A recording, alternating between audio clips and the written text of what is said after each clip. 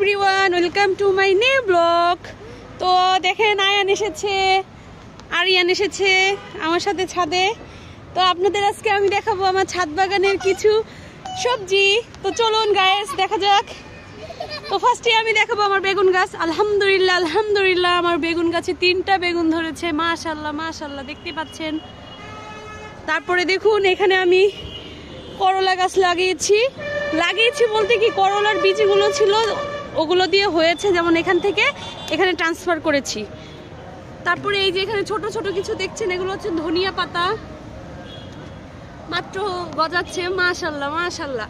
তারপরে দেখাচ্ছি এই যে দেখেন এখানে আমি রসুন গাছ লাগিয়েছি, রসুন আর পেঁয়াজ গাছ লাগিয়েছি। তো এই যে এটাই মনে হয় এগুলোর বয়স হাইস্ট 1 সপ্তাহের মতো হয়েছে, বেশি হয়নি। তো আমি সবকিছুর ভিতরে অল্প অল্প করে ধনিয়া পাতা দিয়ে দিয়েছি। তো রসুন গাছগুলোর বয়স মাত্র 1 সপ্তাহ। তো আপনারা চাইলে কিন্তু বাসার ছাদে রসুন গাছ লাগাতে পারেন। তারপরে এই যে দেখতে পাচ্ছেন বেগুন গাছ, আমার ছোট্ট বেগুন গাছে আলহামদুলিল্লাহ ফুল আসতেছে।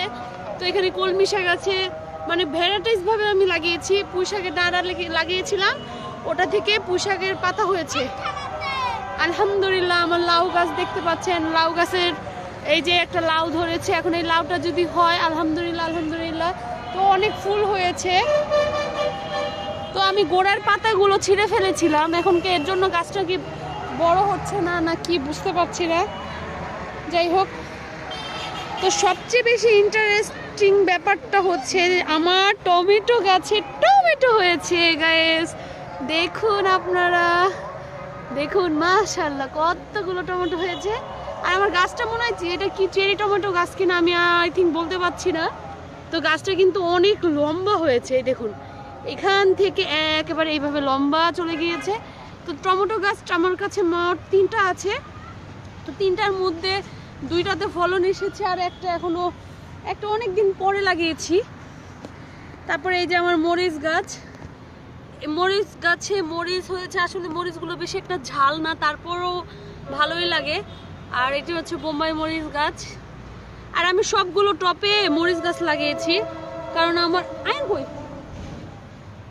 আমার হচ্ছে মানে থিঙ্ক হচ্ছে আমি মরিচ অ্যান্ড টমেটো বেগুন গাছ লাগাবো, যেন এগুলো সবসময় খাওয়া যায়। যেমন এই যে এখানে আমি ধনিয়া লাগিয়েছি, ধনিয়া পাতা। তো এই যে মরিচ গাছ দেখতে পাচ্ছেন, এই যে এটা মরিচ।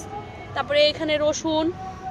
আর এই যে একটা ব্যাপার কি দেখুন তো, এখানে মরিচের বীজি লাগিয়েছি, শুকনো মরিচের বীজি ছিটিয়ে দিয়েছিলাম। বাজার থেকে মরিচটা আনার পরে মরিচটা খুবই ঝাল ছিল।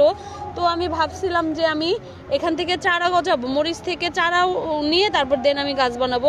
তো এগুলো আরও বড় হবে। তো এর মধ্যে আমার টব খালি করতে হবে। আর আমার এখানে সবগুলোই কিন্তু মরিচ গাছ দেখতে পাচ্ছেন, এগুলো কিন্তু আমি নিজেই চারা থেকে গাছ বানিয়েছি আলহামদুলিল্লাহ। আসলে ছাদ বাগান করতে বেশি পরিশ্রম লাগে না, নিজের বুদ্ধিমত্তা থাকলেই কিন্তু আপনি সামনে এগিয়ে যেতে পারবেন। তো এই তো আমার গাছের আপডেট আপনাদের দিলাম। তো আমার ভিডিওগুলো যদি আপনাদের ভালো লেগে থাকে অবশ্যই অবশ্যই ফেসবুক পেজে যে লাইক কমেন্ট অ্যান্ড শেয়ার করবেন, ইউটিউবে যে একটা সাবস্ক্রাইব করে দিবেন। আর এই দেখুন আমি এখানে কি কি রেখেছি, এই যে আমার এখানে মাটি, এখানে আছে মাটি, গোবর, তারপরে হচ্ছে ভেজিটেবলস, মানে সবজিগুলোর যে অবশিষ্ট যে ময়লাটা থাকে, পেঁয়াজ থেকে শুরু করে সব কিছু আমি এখানে জমাচ্ছি, কারণ আমার নেক্সট টাইমে গাছ লাগাতে হবে। তারপরে এখানে আছে কলার খোসা, বাসা থেকে মাত্রই নিয়ে আসলাম। তো এগুলো আমি গাছের গোড়ায় দিব। তারপরে আছে এখানে চাপাতিটা যেগুলো যারা দুধ চা খান ওই চাপাতিটা হালকা একটু ধুয়ে নিতে হবে। তারপরে আছে এখানে ডিমের খোসা, এই যে ডিমের খোসা, এগুলো আমি গাছের চারিপাশে দিয়ে দিব। তো আয়ান তুমি কি ছাদ বাগানে এসেছো?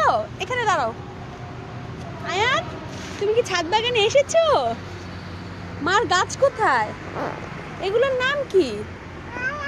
আয়ান তোমার নাম কি? তোমার নাম কি? আয়া। ওকে, তো সবাই ভালো থাকবেন, সুস্থ থাকবেন, আল্লাহ হাফিজ।